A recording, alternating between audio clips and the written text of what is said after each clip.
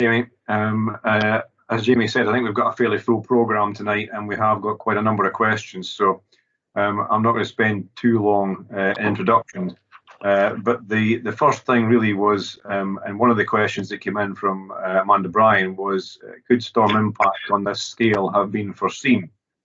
And I think the answer to that is we did foresee it. We just didn't have the crystal ball to know when it was coming. We know that there will be periodic storm events of this type. We know that catastrophic storms happen. We've had the 53, the 68 and the 87. And we've had intervening storms of various magnitudes in between. It's something which we all as foresters deal with and have dealt with through our careers. And we just hope that it wouldn't actually happen to us. But it was foreseeable, and I'm still of the opinion that there's a limit to what we can do if you have a storm of that direction and that magnitude in terms of any sort of silviculture. But we're here to discuss this tonight, and we'll take some questions to expand on that, and the speakers tonight will also do that. So to start with tonight, we've got Doug Howison from Scottish Forestry, who's the interim head of operational delivery. And I'll pass across now to you, Doug, if that's okay. Okay, thanks, Will. And just to pick up on that point, we did quite a lot of media interviews about Storm Arwen. A lot of those kind of questions arose quite often. And we kind of said, you know, as foresters, we think long term, and we expect these things every 10 to 15 years. So for those of us who work in this field, it's not something new to us. And as you say, we don't have a crystal ball to know when these things are coming. But I'll share my screen, and if someone can tell me when you can see my slides, I'll be most grateful. Just tell me when you can see that. Yeah, that's visible. Okay, thank you. So, as Will said, Doug Howison, interim head of operational delivery for Scottish Forestry. So, I prepared these slides for a different meeting I was going to. So I'll just touch on some of this bit. So as you know, Scottish Forestry is Scottish Government agency responsible for forest policy support and regulation of the forestry sector in Scotland. We came into being on the 1st of April 2019, and as you know, we used to be Forest Commission Scotland. The Forestry and Land Scotland Management Act 2018 places a burden upon Scottish ministers to promote sustainable forest management. And therefore, at that point, we were also looking at the felling regulations, and an exemption for allowing the clearance of windblow without a restocking requirement was removed on the basis of the burden placed upon Scottish ministers. So that's some of the history, and I know that COMFOR had a view on that. Now, the thing about Storm Arwen, this has been the first big storm since the Act, and therefore the exemption of windblow for the requirement for a felling permission since that time. So it's been a test on all of us really as to how we've been able to respond to this. And I think as a sector we've responded magnificently, if I could just say.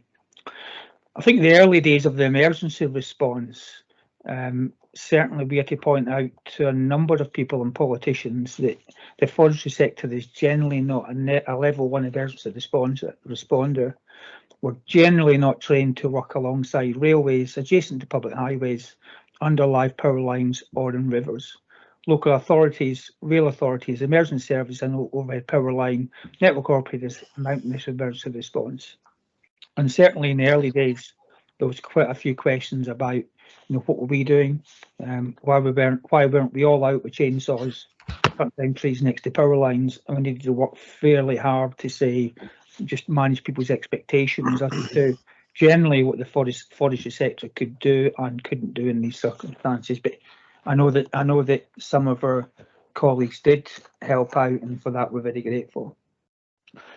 While I'm on the subject, I've said to everyone from the start, I think it's reasonable to expect that the Electricity Network Association will come back fairly hard during the summer about network resilience, and we'll have public opinion behind them on that. And so as a sector, I think we need to be fairly careful, because what we don't want to do is to open up huge wayleaf corridors along the countryside and over the landscape for the benefit of that resilience, because it has impact on the wider forest. But we can touch on that through questions if you would like to. So in terms of Scottish Forestry, our response was work with Comfort in the sector.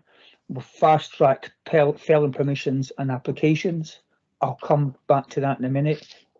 What I will say is that we are going to resume normal duties as of the 1st of April, and are fast-tracking and arrangements for that will cease at the end of March. So we can take up in questions.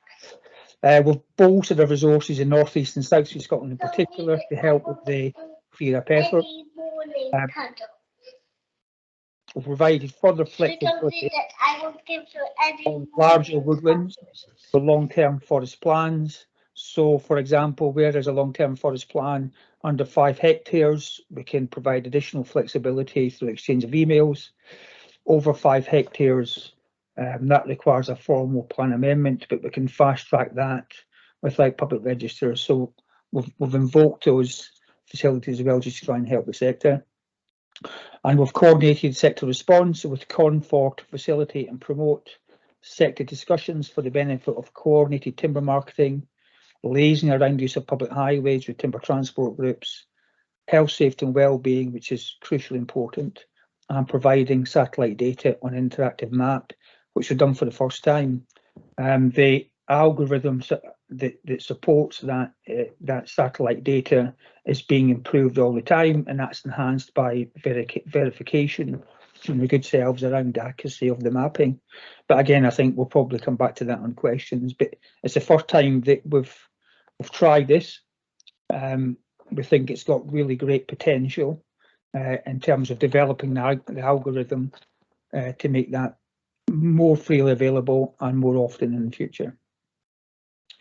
So to date, now I prepared these slides last week, so I'll just update these figures with as of this morning. So as of this morning, we in Scotland have had 485 felling permission applications received. Of those, 333 of these have been approved. The submitted area is 6,674 hectares. Now that equates to getting on for about 2.5 million cube that's blown down, and that includes felling back to hard edge, not just the Wimbledon area. So it's necessary just to point that out. We've approved 4,461 hectares of felling permissions, and average turnaround time remains at 14 days. And that excludes Highlands and Islands Conservancy, where they weren't seriously impacted by storms, Arwen, Malik or Corrie. So in terms of us for our next steps, we continue to work with your good selves, with Comfort in the sector to create guidance for farmers and small landowners to help them work through dealing with windblow.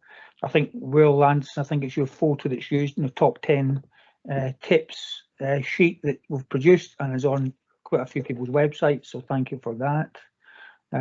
One of the things that has came through really clearly during Storm Arwen is the impact upon the supply of certified timber volume to primary processors, and how important that remains to be for a primary route to market for material. And a lot of the timber that has been consented through a felling permission, well, of course that's legal, but it's not certified, and so that's caused us just to think about what we do in future to encourage more people to have their original forest certified under sustainability criteria. And then the other thing to say is that obviously we would like people to restock. There will be a wide range of restocking undertaking. There will be a drive towards mixed woodlands with natural regeneration, but we mustn't forget about the need for the productive capacity of the areas that have been blown down, as there's a continual need to supply timber to our primary processors. Let's not forget about the importance of restocking and productive element in that. And then first and foremost, people's safety takes precedent over everything. So I'll stop there and I'll hand back to Will, and if there's any questions that anyone wants to ask, or Will, if you want to take them later, I'm happy to do so. Okay, thanks, Doug. I'll probably keep the questions until later if that's all right. But at this point in time, since we're dealing with Scottish Forestry, I think it's probably worthwhile just introducing Stephen Hutchin at this point, who, since this is a North East meeting, is the new Grampian Conservator. So, Stephen, I don't know if you just want to introduce yourself and make yourself known to people in the meeting. Hi, I'm Stephen Hutchin. Thanks for that, Will. So I'm the new Conservator in the Grampian area. I've been in the role now this is my 5th week, so just basically starting to get out now and meet various stakeholders. Been out meeting a couple of agents today and visiting a few sites. So more than happy. Jamie has my contact details. I'm more than happy for those to be shared. And if you want to speak to me, just get in touch. And if there's anything that you want me to come and have a look at or speak to you about again, yeah, please just get in touch. Thanks. Okay, thanks, Stephen. If we're holding the questions at the end, I'll just move on, if that's all right, to the next speaker, David Leslie from James Jones, who many of you already know. David, if I can pass across to you. Okay, thanks, Will. I'm just going to try and get my screen up, if that's okay. Can you see that okay? Yeah, good. Yeah, that's showing. Yeah, well, good evening, everybody. And as I said, Donald Beaton's gone off skiing, so he left me with this presentation to do. But I'm very pleased to do it, having been quite involved in various action group meetings, and obviously very much at the forefront of the Wimblow across Scotland and North England for James Jones. Just going to try and quickly summarise some of the main things we've done around the storms and what action we've taken, and some summary points that I've drawn together on the whole issue. So just going back to sort of what we are aware of, and I think a few of us knew there was going to be a storm, but Amber storm, which we probably didn't realise would probably turn as bad as it did. Reports of 80-mile-an-hour northerly winds, which instantly triggered my attention, given that's where we've had the most damage in the northeast in 53 and other 68 and years like that. And actually had evening discussions that night with colleagues and contacts just as the storm was going on, because it's quite apparent it was going to be a major event.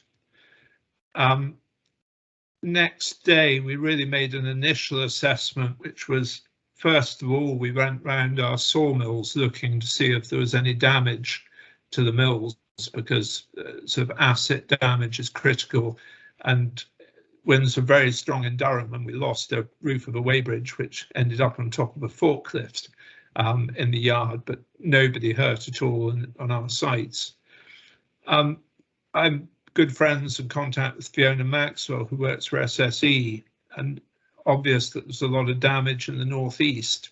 Fiona was able to give me a breakdown of where the power was down in the northeast, which was really helpful in understanding where the worst of the damage was.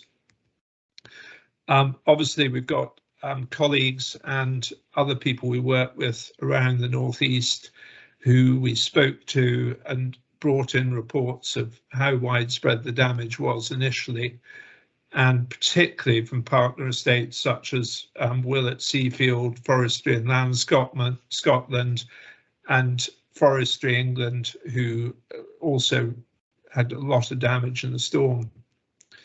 And also picked up reports from elsewhere that it was sort of quite unusual that there were pockets of Wimblow, a lot in Angus, which became more apparent over a few days, some damage around Stirling, and quite a lot of damage in the Dumfries area.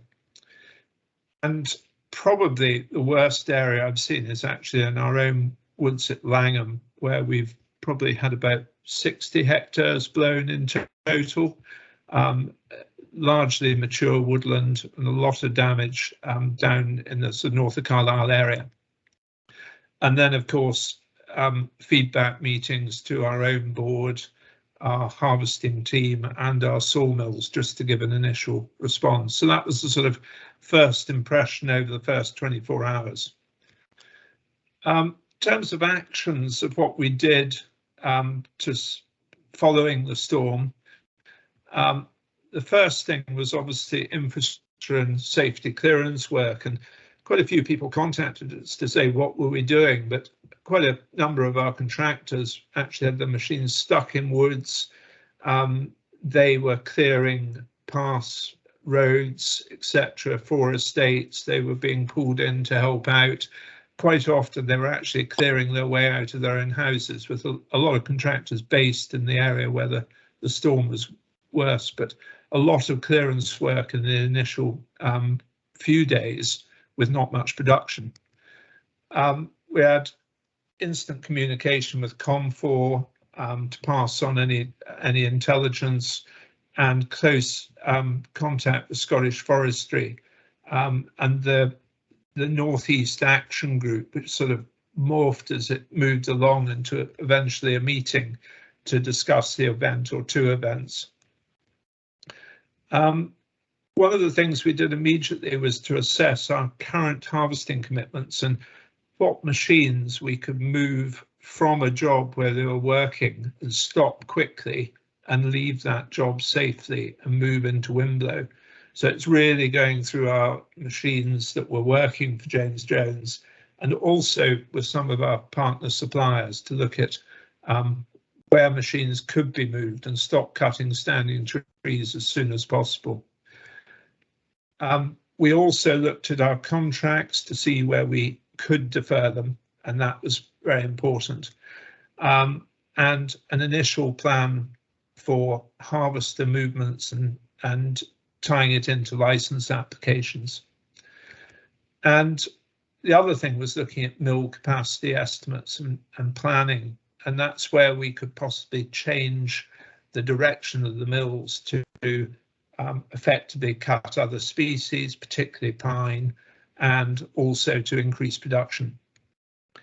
And critical to this was sales, because moving the mills onto other species, then you're obviously having to change your sales mix. And it was just making our sales team aware of the exploration of opportunities. I pulled a few of the processes together to try and communicate centrally. So a group of us, which are now forming a COM4 processors group, met up really to pass on information at quite an early time, and also to see what we could do in terms of working up volumes that we could work through the mills, where we could change our mills, and what capacity we could offer, and communicated that to Scottish Forestry. And from that, we've just gradually been able to build up a harvesting and log supply program for the Wimblow, because it's moving your fleet from cutting standing timber, which can be of a certain size, species, quality, over to a different supply base. So that's very important in understanding availability for the sawmills. And obviously a reassessment of the situation following the Corrie and Malik storms, which I think many people would say that the Sunday night storm, which I think was Malik, was actually potentially worse than the Arwen storm. But as most of the timber blew in the Arwen storm, it didn't appear to do as much damage as it actually would have done if it had been a storm on its own. In terms of harvesting issues, a range of issues that we come across through the storm clearance and the events since the individual storms. Foremost was obviously infrastructure, and the pictures here show Wimblow across the forest road, and obviously some snow at the same time, but also the smaller pictures show the infrastructure regarding power lines, telephone lines, etc. And I think one of the big impacts initially was the ability to keep feeding the mills, because a lot of roads, not just in the main storm area, but right across Murray and Nairn and right across the country, we had blown trees, and it was virtually impossible to get into many roads for a couple of days. and quite difficult to follow that up and see where one could go, and a lot of roads where we had substantial timber volumes that were effectively stuck. So a big issue trying to get roads cleared, working with estates and other people.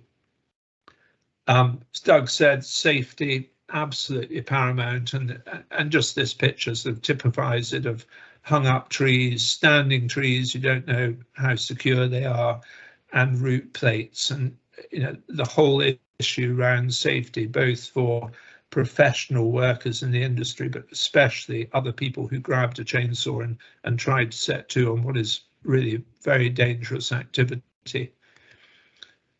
Multi-directional blow, again, big issue around safety, but also a real horror in terms of trying to get into this and break into it and work it effectively. So a big issue as we've worked through some areas, many areas still to be facing these issues following secondary storms. And an issue that I came across when I worked in 2000 in Denmark, but this issue, particularly in pine, of trees that are blown flat. So you can imagine trying to grab this with a harvester, and it makes it very, very difficult to harvest. If you try and cut it off, the saw goes into the ground. Quite often the soil from here has fallen onto the stem, so you're having to sharpen chainsaws on a harvester very regularly, and quite often needing to go in there with hand cutters or a very hefty machine to clear it. And one of the most difficult issues is snap, and this is actually from North England, from Kidland, and it shows the amount of snap in an area that pretty wind firm, but it just got the teeth of the wind. And this site was actually workable by harvester, but has blown across the slope and now really becomes something that's a horror to harvest, dangerous, and a huge amount of lost timber volume.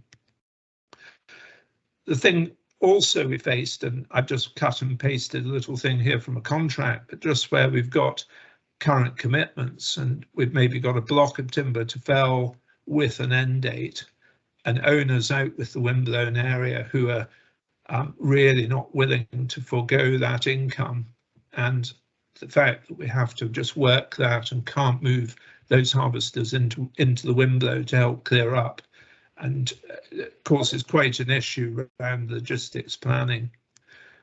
And the other issue is really small roundwood and the market capacity. Stocks of small roundwood very high at some of the main sites, and at the moment roundwood's moving okay, but as we move further to the windblow, this will become a bit more of a problem as more stock becomes available.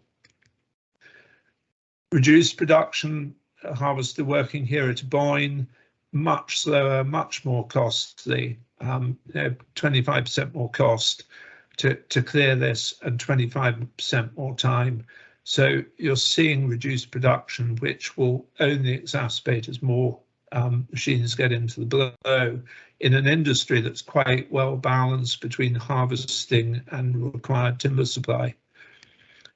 And I'm not criticising Scottish forestry here, but just the availability of licenses, that's really the time taken.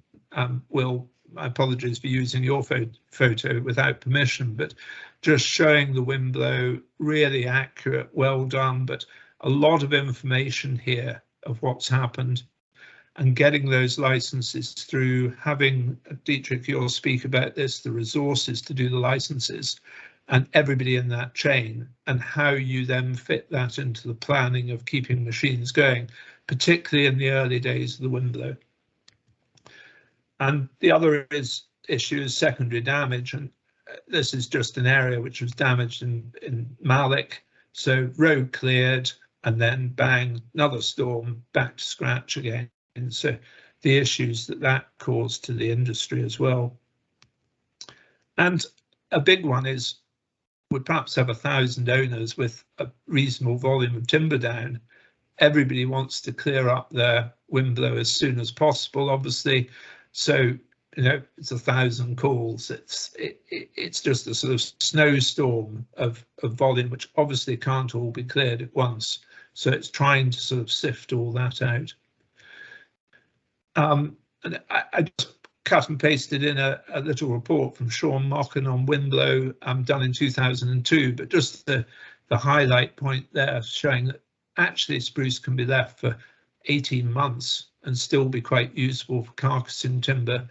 And we ourselves have actually seen stands that have lain for 3 to 4 years without significant loss of volume if they're left on the route, like this stand here.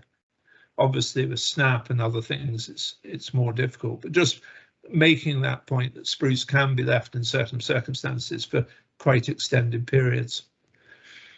And obviously we had a bit of help. There was a few people adding to the clause, so it helped publicise the event and something which people might ask questions about real support in terms of financial support for estates that have and owners that have really lost a lot of volume and value. In terms of sawmill issues, log damage is probably one of the most serious things. I've got a few slides on these, so I'll cover each of these, but log damage, as you see, this is just coming through in a stack.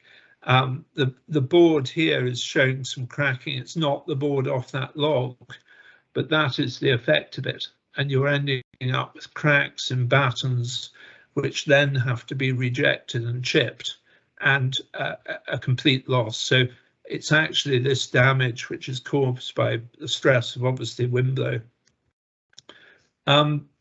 Communication over what's being cut is really important. We tend to see more short logs from windblow as people find that with the harvester and then cut, and then it seems to be sound and there's another crack. So you get more short logs anyway, but the tendency is for people to cut logs and then ask for sizes later. And short logs are always an issue to most of the sawmills in reducing capacity and reducing options. So it's all about communication with sawmills to make sure that you've got a market for the material before you go ahead and cut it, particularly to a certain length for any species. One thing is that pine is a big issue with windblow. It has a relatively short shelf life, and what you get is blue stain quite quickly. If either logs are left at roadside or the trees are blown and left and then cut, the blue stain starts to come into the timber, and when it's cut in the sawmill, it becomes very obvious, and it spreads within the pack. So even if you get a few blue stained trees, it can actually spread across a pack of timber and make it virtually unmerchantable, even though there's no real actual lot. It's not really rot, it's just a colouring. People are very against using this, thinking it's old and rotten timber. So a big issue in terms of getting pine cut and through sawmills quite quickly. One issue we've faced on an ongoing basis over the last few years is the market for larch and Douglas fir. Pretty difficult selling larch. Surprisingly, some of this is very good, but the white and the red puts customers off. The uses for larch are more limited, although they have potentially much higher values and a much better wood, but actually the larger markets are unwilling to take it. And Douglas fir, larch can be used for fencing and can be treated, but Douglas fir is much more difficult with much fewer markets unless it's a very higher grades, which much of the windblow, it's not like that. The other thing is we think we can move everything to the east, but we have a large fleet of 35 or so lorries, and one of the things they do is they take timber from the east to Norboard. They then bring loads back to Mastoddock, and if we simply cut all the volume in the east, we'll have a huge fleet going in one direction only and not back the way. So actually we need to keep volume going in the west, and balance the logistics to optimize them for the supply chain, particularly as fuel prices increase at the moment. And the other issue is really supplies out with the damage area. As prices fall inevitably through oversupply and glut of roundwood, sales in the West lose value because we're a relatively small country, and therefore those owners are less willing to put timber to the market. So a concern there over, can we continue to get supply from the West, where it's simply not logistically possible, cost effective, or anything to get the timber to the West. So there are issues around that. And as Doug said, certification, a big issue. We have to sell timber as certified. The minimum is 70%, but like anything, you can't go under 70%. So we have a red line at 75%, and then have a safety factor above that. So having the wood certified is an absolute must, and really a restriction on supply, where the areas in the east, the certification percentage we estimate to be only around 50%. So a real ask there to say, if you can certify your woodlands, you've got a much better chance of getting your timber to market. Just quickly, timber market, obviously a big question. We came into the window with very, very high sawmill sawn stocks, where we've had a flood of timber from Europe, and high roadside roundwood stocks, which is never a good thing when you come into a wind blow. We saw price reductions, particularly in carcassing, 25 to 30% at the end of the year. Again, not a good position. And you can see there the fall in price. We've got very good prices for timber, but it's very significant fall. UK market here, European market here. And at the moment, these prices are too close together. So we're still having to drop prices to get access to the market. In terms of carcassing, very slow. So we're sitting on high stocks of carcassing timber, house building material.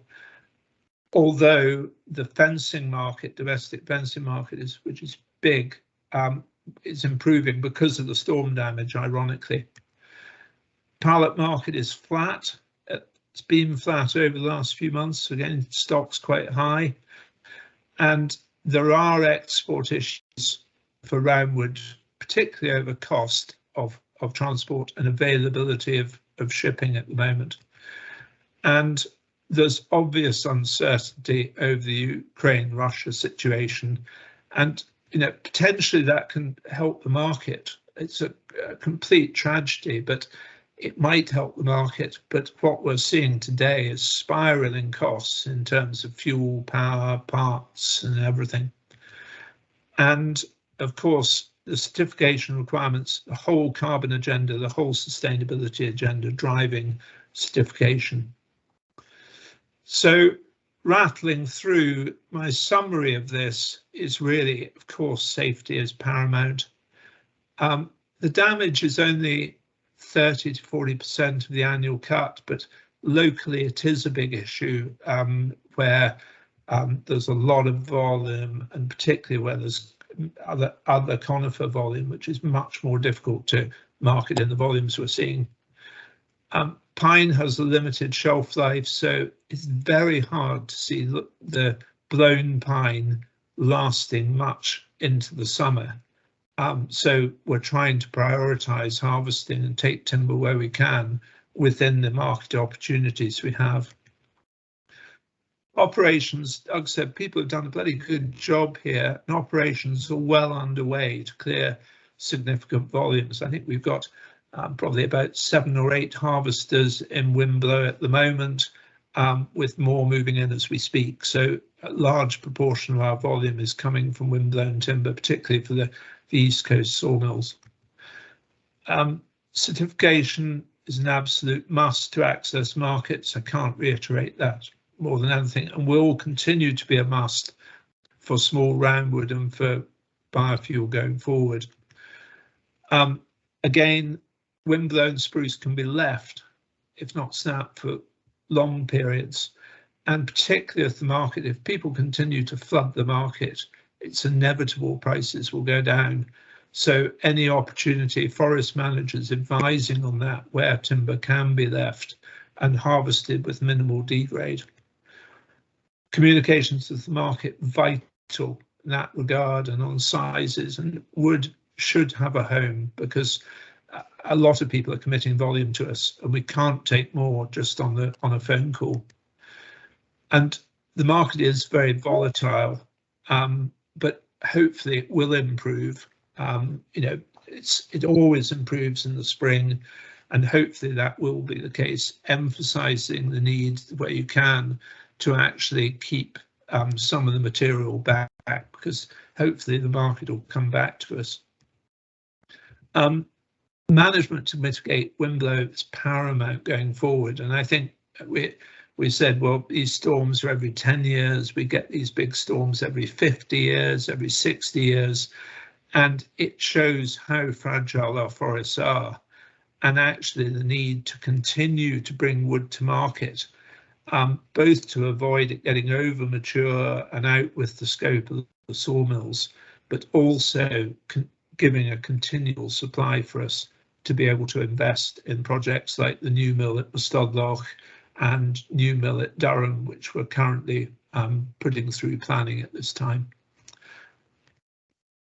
Thank you. I can take some questions a bit later, Will, obviously, when Deirdre is finished. Yeah, no, that's fine. We'll keep the questions, David, if that's okay. Thank you very much for that. That's an excellent run through there. Yeah. The focus obviously has been on dealing with the storms, the harvesting, the timber side of it. But Dietrich will go on now to look a little bit further down the line. And once we've dealt with all the initial work, we've got to look at the restocking, the replanting, and the silviculture going forward. So Dietrich, if I could ask you to do your presentation, please. Yes. Can you see my screen of the presentation? Yes, but just there I was looking at myself twice, so I think you put your presentation up. Is that it? Can you see it? That's it. You got it. Yep. Okay. Well, good evening, everybody. For those that don't know me, I'm Dietrich Panwitz, forester, work for Silvestros Limited, based in the Highlands. And I was just going to give you a little presentation on silviculture and what we have to consider dealing with the storms and future storms. Okay. So 3 topics I want to go over with you. What impacts do the storms have? What do we need to do in the future when we're redesigning or replanting woodlands? And some practical tips. Okay.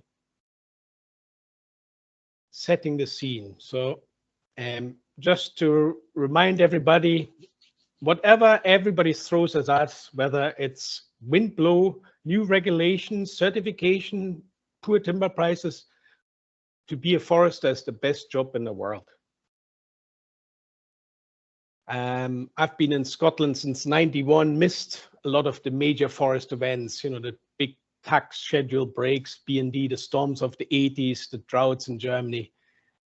However, I've seen this storm and a few other things, and we're well aware that the UK is an island in the Atlantic and exposed to the high winds.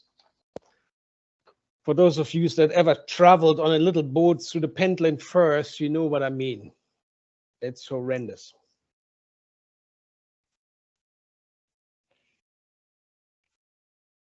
Now, with climate change, we're most likely to face more unpredictable weather patterns, so storms will probably become more common. We don't know exactly what climate change will bring, but it will bring more storms, drier weather here, wetter weather there, changes.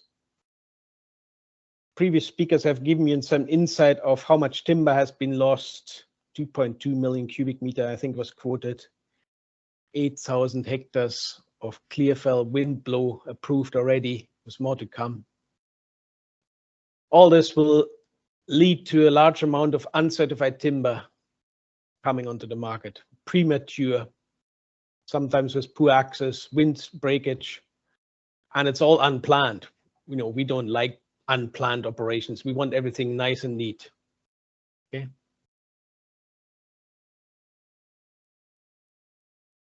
Just double checking. Can everybody hear me? Yes, no problem. Good.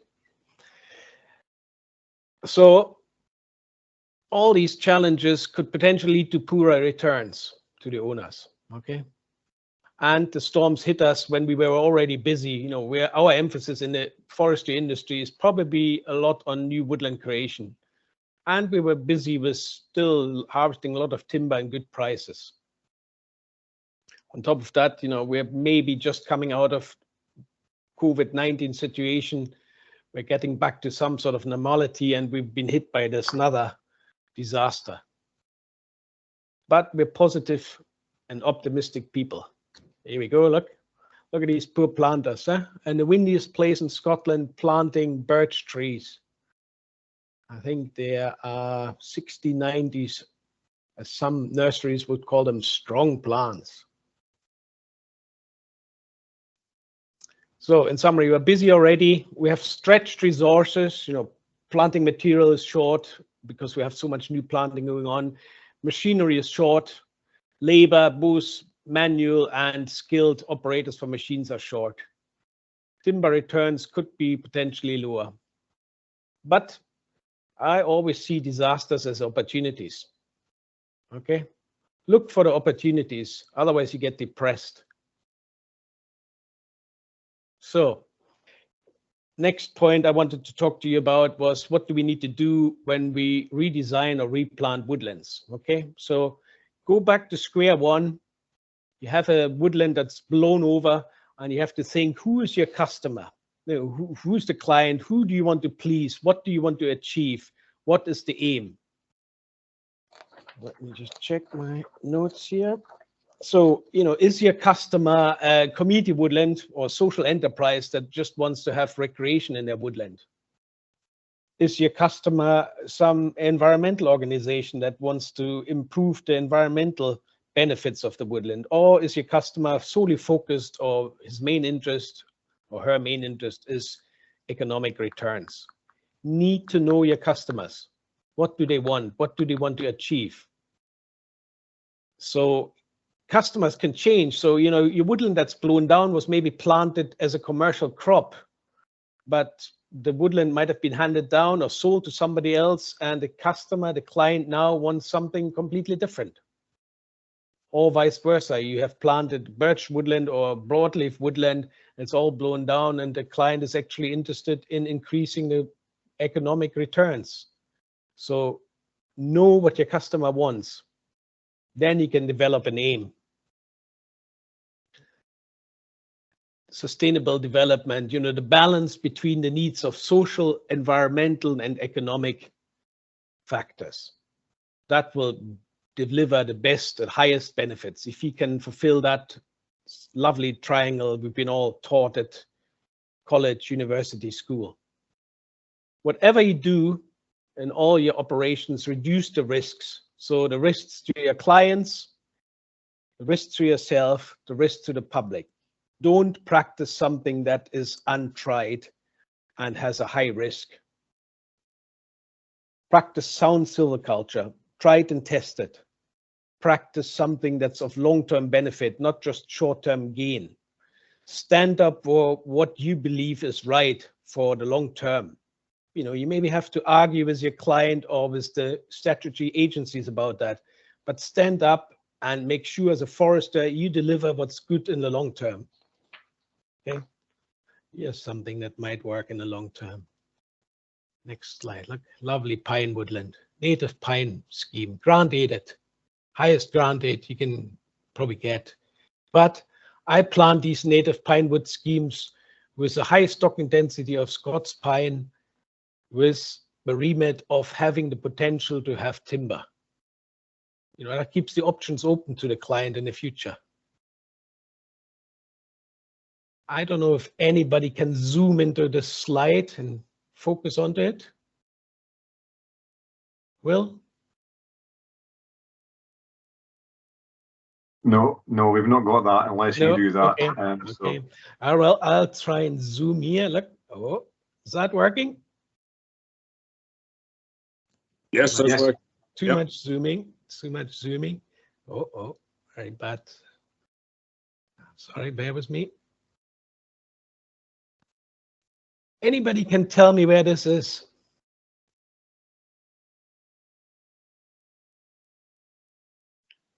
Scotland somewhere, Dietrich, you have to tell us. Yes. Yeah, look, I'll give you a clue. Look at this, maybe. Can you see that little white thing there? Yeah. Can you see my arrow, my cursor? Yeah. Yes. Yeah. That's Norboard. The smoke coming from, well, it's westerly winds, slight westerly winds. That's Muirburn. I think this is Corder. I was flying home on Monday over Scotland. Brilliant views. I wish I had a helicopter. Anyway, what the slide shows you, land use in some part of the Highlands. You know, you got your commercial woodlands, your agricultural land down here, you got your moorlands, you got your really square commercial woodlands being restructured. Okay. You as a forester need to balance all these various needs, you know, the needs of a sporting estate, the needs of an owner to have commercial income, the needs of a farmer and the farming community and the country to have food production, the needs of your end user to have timber for the future. That is our job as foresters. And, you know, without blowing our trumpet, I think we've done a good job. Now, next slide. How do I do this now? Need to get into. Bear with me. I need to reduce this and then go into the next slide. There we go. All right. Here's a fella just felling some trees. Doesn't mean much, but he's actually felling some trees to create space for a turning area, improving infrastructure into woodland that's never had infrastructure in it. You need to invest £2,000, £3,000, 5,000, 10,000 pounds to put a simple hammerhead in to let the lorries in, to let your machines in to work an area. Without that investment, you cannot legally harvest timber anyway. You need to load your timber lorries off the public road. But that investment will be there forever and will help you with the next crop. You know, that's something maybe the government should look at. Is there opportunities to help forestry with infrastructure subsidies, to subsidize small woodlands that have no infrastructure and are maybe unmanageable? Harvesting site with wind blow being removed, but the native pinewood trees, for some reason, they were probably underplanted with lodgepole and sitka. They managed to stand up in the wind, big tap roots, and they're being left. Okay. Should we be doing this? Pulverizing trees, not using the end. Can you zoom in slightly? Dietrich, can you zoom in slightly? Your screen size has gone quite small. Is that better? Is that better? Yes, that's a bit better. Sorry. So yes, should we be doing this? Pulverizing trees with a mulcher and not using the end product. Again, it depends what the customer wants. You know, this is peatland restoration, but is it sustainable development? I would argue not. But you know, try and persuade your customer to use the end product. Okay. So we talked about the impact the storm had. We talked about the things to consider, thinking of your customer, aims, and reducing the risk. Here's some practical tips for you. Felling licenses, obviously a must. You know, you cannot fell trees without a felling license. Okay, there is a few exemptions, but on any substantial scale, you need a felling license. And people have told me that they have difficulties filling in a felling license form. Now, a felling license form of the Forestry Commission is 6 pages. And I did one earlier today and it took me 15 minutes. So I think if you cannot fill in a felling license application form, you should rethink your job. You obviously have to adhere to the UK forestry standards. You know, you cannot break the guidelines, whatever you do. You know, however desperate you are to clear your wind blow, you must stick to the guidelines. And health and safety. There's no point felling trees and getting injured or worse. just because somebody is pushing you to get his or her woodland cleared as soon as possible. You cannot compensate the loss of, or injuries or loss of life. So don't let anybody push you. Don't take a chance. We've seen it in the past. Chainsaw operators, still the highest fatality rate in the forestry industry. Try not to do that. Stick to your safe procedures. Avoid trees that are dangerous. Leave them out. Forgo the income. It's not worth it. Previous speakers talked about certified and non-certified timber. Yes, we need to get as much as possible of the woodland certified, but it's not a quick operation. It's, the thinning license is getting approved probably quicker than your certification status. So you need as a minimum a management plan and various other documents in place and a commitment by the owner to adhere to the FSC rules. And that's not just a small burden. I wish it was simple, but it's not. In my mind, as a personal view, if FSC has completely missed its target of protecting the tropical rainforests, and they're still getting destroyed, whilst in the northern hemisphere we're getting regulated to the hilt. That's a personal view. But if anybody needs help with the FSC guidelines, there's help out there. We are able to help you if need be, but it can't be done overnight. Keep the public informed and tell them about the benefits of our woodlands. We are probably facing a lot of criticism about these trees falling down everywhere, destroying power lines, roads, railway systems, etc., etc. Well, people forget the benefits of trees. The carbon lockup, the clean air, the timber, the wildlife. Remind them of that. And it's not our fault that power lines always run through the middle of a forest and are not buried underground. Okay. When it comes to redesigning your woodlands, think of these 8 points. Better access for the future. Woodland without access is poor. It's always going to be poor. You need management access for any machinery. Can you maybe avoid replanting some areas? What is the point in replanting a really wet bit of your forest, a water supply, or replanting near power lines? Think about that. On the other hand, is there opportunities for your woodland to get bigger? So if you got a shelter belt on a farm that's all blown down and it's only 10 or 15 meter wide, why don't you speak to the customer and say, how about we make your woodland bigger? Make it 50 or 100 meter wide. You would get grant aid on the new planting and grant aid towards your fencing costs. That would help you for the replanting of the windblown area. And, it might make the woodland more resilient to future winds if it's wider. Okay. Use different species. Climate change is coming. More wind or storms are probably coming.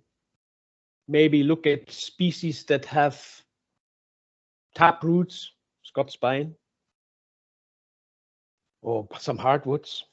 Make sure your drainage is there, because if the ground is wet, the drainage is poor, the roots don't go deep in the ground, and that's where your wind blow usually happens. Okay. When it comes to ground preparation, if you can afford it, try and do ground preparation, because it will give you a better end result with stocking densities. If it's direct planted by hand, you will probably never get as good a stocking densities as with woodland that is prepared by machine. Okay. There's a cost obviously involved, and sometimes it's not worth it if it's a small area to mount or scarify or whatever you have to do, or the machines aren't available. Think of brush removal. It makes the site cleaner, but the downside could be that you make a lot of damage to fragile soils, or if you remove the needles, you lose a lot of your nutrients. Okay. Think of whether you should plant the area or leave it to natural generation. Over time, all woodlands will recover if grazing pressure is low enough. Obviously, as foresters and members of the public, we are keen to see action, fell trees, go back in, replant. you know, the wind blown that's been happening in the 80s and 90s and the last few years in Germany, a lot of the sites couldn't be tackled because the manpower and the plants weren't there and they're regenerating. Obviously, there's downsides too. It's unplanned and maybe you get something back that you don't want, but time is a great healer. Okay. Species choice, I think I touched on, you know, what does your customer want? What is best for the future? Is it a commercial crop, or is it such a difficult area to work in the future, so far away from any markets, wetlands, you know, should you maybe go for something that's non-commercial? Trees near utilities, well, I think will touch on that later. I think the power companies would like us to remove all trees that could any time fall onto their apparatus, but we would lose huge swathes of woodlands. You know, we would lose all these benefits, and the power companies aren't willing to compensate for the landowners for that. Okay. In summary, reduce the risks, you know, for your client, for yourself, for the public, and maximize the benefits. The benefits could be monetary, social, or environmental. You know, wide benefits. We know all the benefits of the woodlands. Tell the public, tell your clients. Okay, just the next slide here. Some machinery used, recent storm clearances in Germany. Just an excavator, small excavator with a brush rake, smaller excavator with an even smaller prong at the front that actually makes a planting hole. And the man here puts the tree in and then firms it up with his heel. Seems quite labor intensive, but let's try it as a felling license. Page 1 and 2, you know, it's simple. It's not tricky. Look for different markets. I don't know if you can see the price on the bottom here. Will? No, you have to read it, Dietrich. Okay, it's 15.95. That's euro. Okay, these are birch logs in a DIY store, 2 meter long, 10 centimeter diameter. 16 euro. Okay, it's not a mass market, but you know, there's a few DIY stores in Germany that sell this stuff.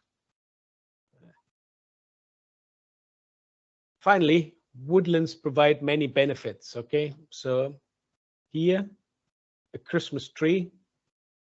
Here, beautiful timber tree. Here, a tree that locks up carbon.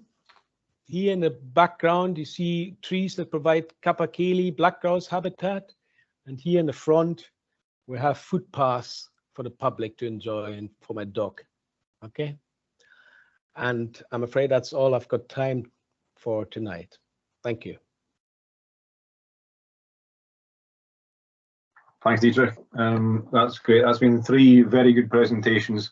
Thank you to everybody that's put that together. We have, as Jamie said, a range of questions, and I'll try and get through as many of them as possible.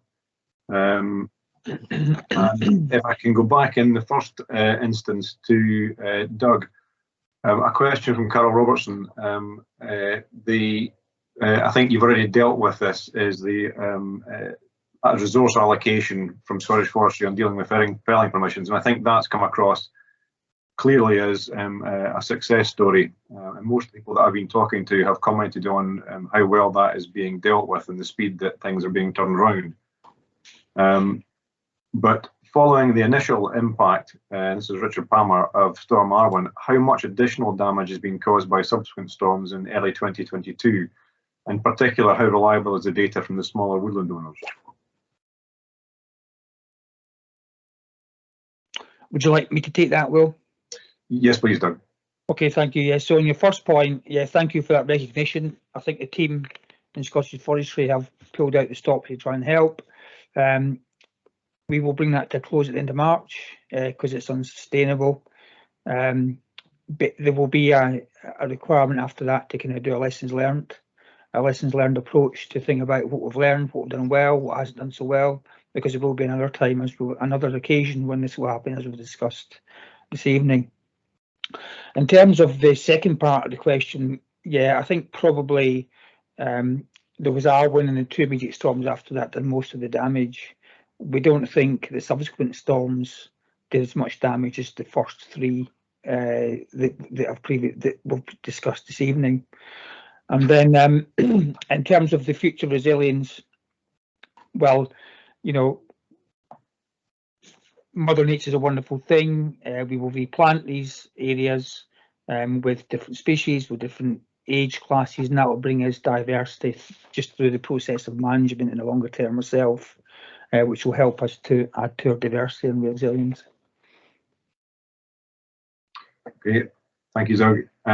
Is there any update? I mean, I think you gave this in your presentation. The estimated tonnage lost in the recent storms. I think what's the total now is up to, did you say 8 million? Sorry, 8,000 hectares, 2.2 million cubic meters. Is that right? Yeah, so we have consented through fellow permissions nearly 6,800 hectares. So depending on how you do your calculations, that's 2.5 million cube upwards.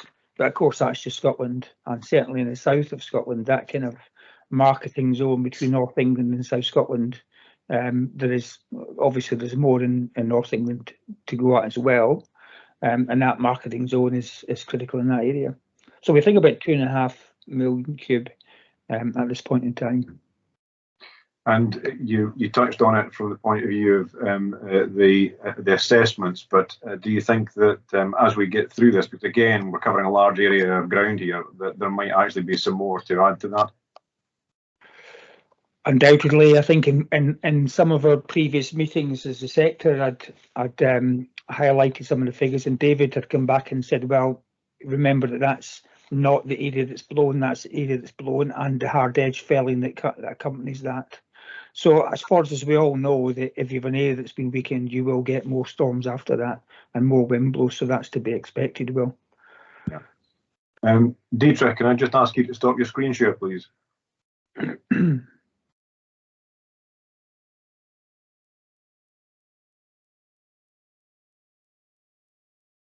Thank you. It's bad enough seeing myself in the bottom corner of the screen without seeing myself twice. I think Jamie wants to come in there, Will. Jamie? Thank you. Well, just to say that we had heads up today from Forest Research that they've had some, they are reappraising the situation on the extent of blow, and they will be issuing a statement in the next few days. We can expect a fair increase in the area affected, but it's watch this space. Yeah, thank you. I think that's almost inevitable, and we'll come to sort of the next steps, if you like, later on, perhaps. There was comments again to David. There's a question here is from Mark Howie, is how quickly do you need to identify the wind throw to respond effectively? And I think you commented, David, about the length of time that we can leave the different species on that. But the other question that's come in is, should we, from Simon Williams, should we be pressing to reopen an export market? Well, I commented on that a wee bit in that there are some issues around export at the moment relating to shipping availability and some cost issues, but certain people are working on that, and I know there are opportunities opening up in Europe where there's a demand, I think, from Norboard at Genk, and there will be opportunities to do that. I think again, people need to, they're opening up when those opportunities. They need to be assured that we've got the machines working in the area to fill boats and the haulage to supply them. So that's another issue. But the industry is responding to this, and those markets will inevitably open up as people see the volume coming to market and it becomes available. And going on from that, I mean, some question from Stuart Young. I suspect it depends on where you sit within the sort of national, local, or regional market. But what do you feel that the effect will be on timber supplies in the next 10 years? Do you think that's going to be a problem, or is this going to be absorbed, do you think? Well, I made the comment on my presentation that's 25% of the available volume in terms of the annual cut, or of actually what is being annually cut, and the available volume is probably higher than that. Comment I would have is that quite a lot of woods that were blown were over mature, so to some extent there's a level of volume there that possibly wouldn't have come to market anyway, that we've seen come to market, where these are woods that were high conservation value or amenity woods, which have unfortunately blown down. So there is some additional volume coming that was perhaps excluded from forecasts, from the assumptions, because for those reasons. But inevitably there will be some knock-on in certain areas where local sawmills will have to go further afield for a period. And obviously there's a great concern over restocking, that some of these woods won't be restocked. The only thing I'd say about the restocking is that most people will receive quite good returns from windblown timber if they market them effectively. And if you end up with a large broadleaf woodland that has blown down, along with a lot of other woodlands, firewood values certainly drop, and you end up with pure costs. So commercial woodlands do, even in a windblown situation, allow you to recover a good proportion of your value. Yeah. Just to bring in Dietrich and look at some of the practical aspects going forward on that, is there's been a couple of questions about the possibility of leaving a windblown wood and not felling. Should we be leaving it for biodiversity and viable habitat? And finally, if we do fell and restock from a carving perspective, are we best to restock with conifers or broadleaves? How would I know the answer?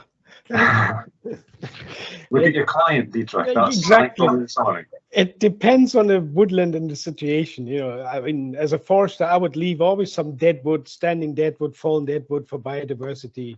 I think it's partial of sound woodland management. Obviously, if you have hundreds of stems lying there and standing there, it's probably not visually and financially most pleasing. So you need to find a balance on that. And then as far as replanting goes, again, it depends on the situation. Yeah. In terms of replanting, Dietrich, you made comment about it on your presentation, but do you feel that we have enough tree supply for that? Do you think there might be issues with some of the minor species, or even if we're okay about the main conifer species?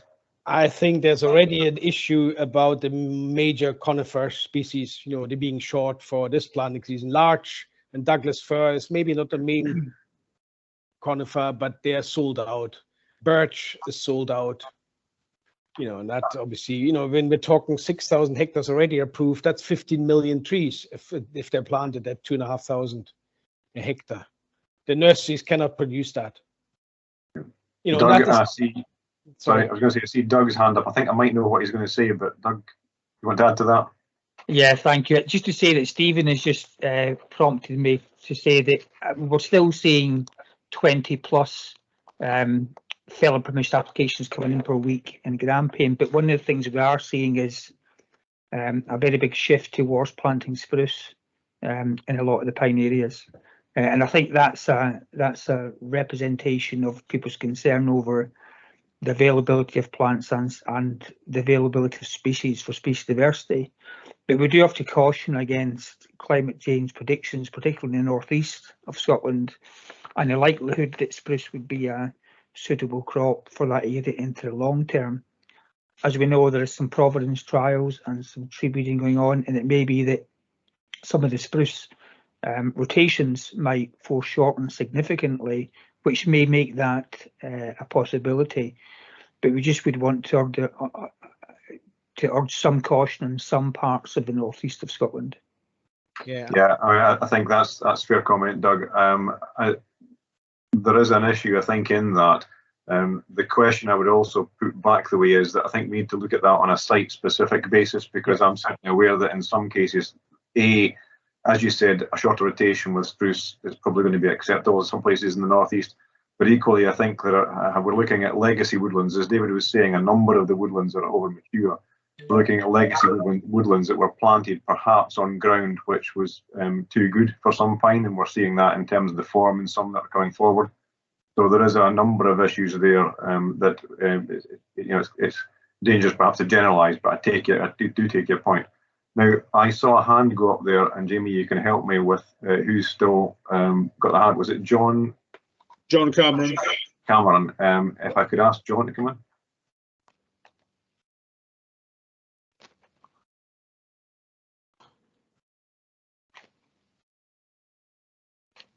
John, I think you're still on mute.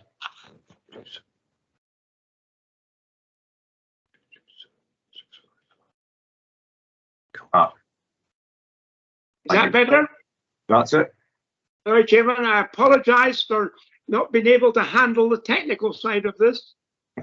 I'm just a simple sheep and cattle man. Tell me, could I ask the panel that in the light of the experience that they've now had with this storm and the aftermath of the storm, is there any single piece of legislation that they would like to see changed, or any particular requirement they would like to see removed for beneficial situation for the future? I can answer that. Dietrich? I would like all felling licenses approved within 4 weeks. Simple citizens charter. Yeah, I think, well, the ability to get professional foresters to be trusted to an extent to be able to effectively pass licenses and indeed, take plans further forward than they can, given the experience in some of the sector, is something we need to look at. Doug, do you want to come back on that one? Yeah, yeah. I think we've done well. There's always a lesson that we can learn from these things, and we will pursue that. What we are finding is that we said that people didn't have to submit a detailed restock map immediately. We're just not getting them back, and then so we have to think about what we're going to do about that. And then secondly, that when people submit a felling application to us, a felling permission application, we then send a communication back to them, and we're not getting people signing and returning them, and that's adding to considerable delay. So, as I said at the start, this is the first big storm since the Forest Land Scotland Management Act, and I think there are some lessons to learn from that. I think it unlikely that the duty to promote sustainable forest management by the Scottish ministers will be removed in any way to facilitate a return to windrow clearance without the need for a felling permission. But certainly, yeah, as part of that lessons learned, there's something about the professional cadre of foresters and how we can use that expertise to make life easier for everyone in the future. So I think there's definitely something in that. Yeah, and I think your points there, Doug, are well made as well, in that if we as professional foresters expect that, then we need to step up to the plate and respond. If people aren't putting in the restocking plans, if they aren't returning the signed copies and things like that, that really isn't good enough, and we need to be part of that process and be professional about it. Sorry, well, I'm in Sylvan House, and if you stop moving, the lights go off. I just need to step up for a minute. Thank you, Chairman. Thank you. There's again, I'm just conscious of time. I'm going to try and keep us to the half hour, but there is a number of other things here, and a lot of them focus on, and I'm conscious of the fact that this was something which has come out recently. A number of them focus on the small woodland owner issues. One is, as a small woodland owner, where do I start? And I think, Doug, you can maybe just reiterate, I think what you said to begin with is the steps that have been put forward in place to assist small woodland owners. Yeah, so there's a document, there's a 10 tips for small woodland owners as to how to get started. And it's a really good document that as a group, we have produced, and it's now available on our website and on some others. So if you just go into Scottish Forestry website and type in Storm Arwen or 10 top tips, you will find this, and it's a one-page flyer just to help people navigate through where to start, what to do next, the kind of legal requirements and the best practice. And that's an output of 3 sector meetings that we held together, first in the northeast and then in the south, and then together. And so that, I think that's a really good expression of how the sector can work together to provide that advice for small woodland owners. And moving on from that, there was also a couple of questions relating to the options on producing infrastructure support. And I'm conscious of the fact that there is already within the forestry grant scheme the infrastructure elements to that. Is that something that you're seeing coming forward? And I'm conscious also that there's an issue with the management grants that are, or management plans, sorry, that are required with that. Is that something that you're seeing coming forward? And is there an option here to assist small woodland owners with harvesting access through that mechanism? Yeah, so it will be of no surprise for you to hear that I have had loads of correspondence about restocking grants and infrastructure grants and so on and so forth. I think what I do need to say first of all is that, like any government, money's fairly tight, and we live within net zero directorate in Scottish Government, and so we are going through a capital and resource spending review at the minute, and we're told that the 4 priorities are child poverty, carbon, COVID, and public sector delivery and service provision. So I've got to say that I'm not seeing any space for any additional funding in the forestry grant scheme. The woodland creation budget, which is the majority of it, is fairly well ring fenced to the climate change plan update and woodland creation targets that are associated with that. So the only area that I've really got any space for manoeuvre is in woodland improvement grants and in sustainable management of forest grants. So it's fairly tight. The infrastructure grant is principally designed to bring native woodland, or sorry, undermanaged woodland back into production, and that's where that's designed. So I have to be honest, I don't see there being grants for restocking or to be able to squeeze out any money for infrastructure grants. I mean, I've reflected on this a lot, and there are, you know, if we adjust the infrastructure grant to make it available for farmers or for small landowners, they have to come to clearing and put a submission in, so that's a month to 6 weeks. Then I've got to get road opening permit or permitted development plan notification.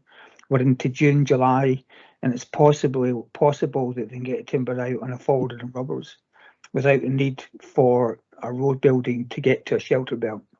So we can never say never will, but at this point in time, it's looking very unlikely that they'll be able to do anything, if I'm being completely honest with you about it.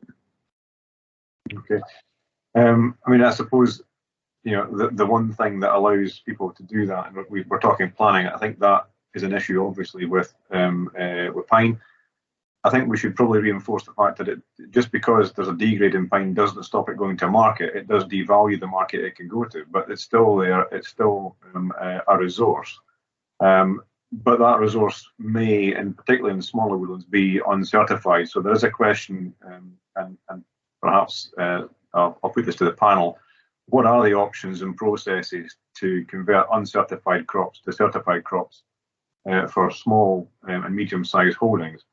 And if I can start that off, I think in some of the discussions we've had internally within the Windmill Action Groups, that in itself is not an easy situation, because the certification organisations and the group schemes themselves are dealing with the backlog of COVID and the audits that we're doing for their own members at the moment. I think the figure was given that in an absolutely best case scenario, it would probably take 3 months to get someone from applying to certification to certified. And that's assuming that they go through all the hoops for management plans and everything else in one fell swoop. So again, we're probably talking a similar timescale, I think, to what you were saying, Doug, for small woodlands to get certified. And I don't know, David, whether you want to come back in and just mention something from the sort of sawmiller's perspective in terms of getting these things, getting these smaller woodlands into the production. Yeah, it is an issue, getting small woodlands certified, and sawmills and other markets do have a capability to take some volume of uncertified. So, there is an attempt to help where we can, but that can be easily diluted by the larger growers who should be working to forest plans and current standards actually being certified. So you just need one or two bigger growers and they can being uncertified, and they can completely wipe out a whole number of smaller growers who are certified. And as Doug said, some of these crops are, it's biomass or it's other material which doesn't necessarily need to be certified. So it's about choosing the right market. The difficulty is with good quality pine where, the window is just so small, and sawmills work on a sort of rolling basis. So we won't feel the pain of taking the uncertified now. We'll feel the pain in 12 months' time when our numbers drop. And we don't really know where we'll be in that situation. So we're always trying to keep our numbers up. And to some extent, the market last year, with limited volume available and a strong market, forced us to take more uncertified wood because so much wasn't certified that our numbers are already low across the sector. So there's very little room for manoeuvre. And just following again, another question here from David Williams, commenting on the fact, and this was picked up, I think, in your and some of the presentations, was that Arwen hit mature and over mature stands worse. Does this suggest we need a more cautious approach to even, for example, long-term retentions? Should we be looking at assessing wind blow risk in the long-term retentions as well? And this comes back to the point you were making about the over mature stands, David. Yeah, I think we absolutely have to. It's owner's choice, of course, but it's also the forestry, Scottish Forestry's choice, because quite a lot of retentions have been part of plans and, pulled in as part of the sort of forest management requirements and through certification. But actually, if the storm had been possibly 50 miles further west, where there's a lot more pine, it would have caused a major problem, and that has to be a big lookout for the sector. We've got a very large volume of pine that is available for the market. It's mature enough for the market, but very little of that is coming to market on a consistent basis. So the danger is that there isn't the availability, consistent availability, and mills don't invest. And therefore, we have the same problem again when we get the next storm in 30 or 40 years' time. So I think we do have to consider that and keep woods, rolling over and being reproduced. It's much more viable, sustainable forestry. Yeah. One final point before we stop the questions. I think I've gone through the majority of them anyway, but again, it was alluded to earlier on, and Doug raised it, and also I think Dietrich raised it as well, was the situation with the infrastructure elements, particularly in relation to power lines through forest areas. And I think it's fair to say we know this is going to be an issue coming forward. We have heard the comments from the Scottish Government in terms of resilience. Dietrich, I think, also mentioned it about, there has been, I think, a general view that it was really nice to hide power lines in woodlands, and that's come home to roost. But I think that as much as, and this is a personal view, I think as much as there will be a call for the forest industry to address this, I think there also needs to be a recognition by the power providers. They also have technology to allow that to have power lines within woodland areas, either by undergrounding or by using insulated lines to improve that resilience as well. And I think that to minimise the loss of value, whether that be monetary to woodland owners, social or environmental, we also have to look at the structure of these infrastructure provisions, as well as just saying clear it back from the lines itself and take the woodland back. Doug, you've got your hand up. Yeah, just to say, I think you're dead right there, Will. The Minister has raised it with us. Deputy First Minister has been talking about resilience and trees falling on power lines, and it's came to the Minister's ear. So the Minister is echoing exactly the same things as you said, Will. It's the right thing in the right place, and not a blanket opening up of corridors for power line resilience. I mean, I think it's right that the statutory undertakers have got a difficult task on their hands, and they can never win, and they've got public opinion on their side on this occasion. But we've got to be so careful about the impact that it has on some fairly important landscapes and the potential for future wind blow if we don't get this right. So we've got to be very aware of the impact this can have. So thanks for raising that again, Will.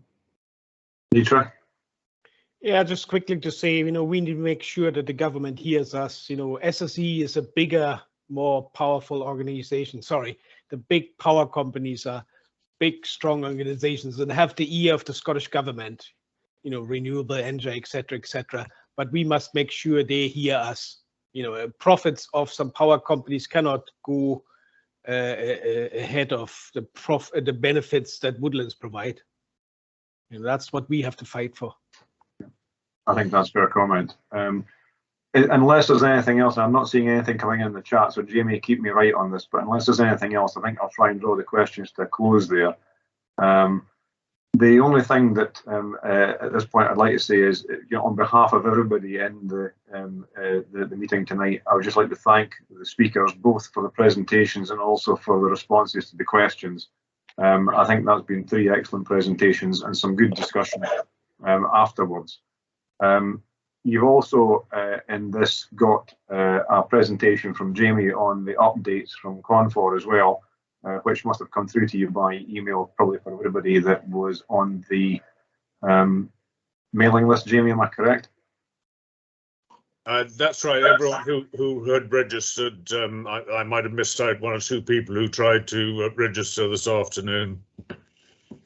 And before I wrap up, Jamie, is there anything else you want to say on this?